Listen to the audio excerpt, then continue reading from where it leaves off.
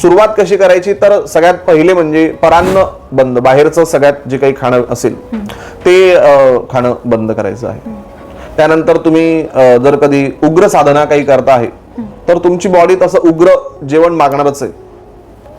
त्यामुळे तुमची बॉडी काय रिॲक्ट होते आहे, रोजच्या पहिले 3 माळा जप करणे, 15 ते 20 मिनिटं एक स्तब्धपणे बसून राहणे आणि त्या देवतेचा जप करणे, आचार विचार सुधारणे.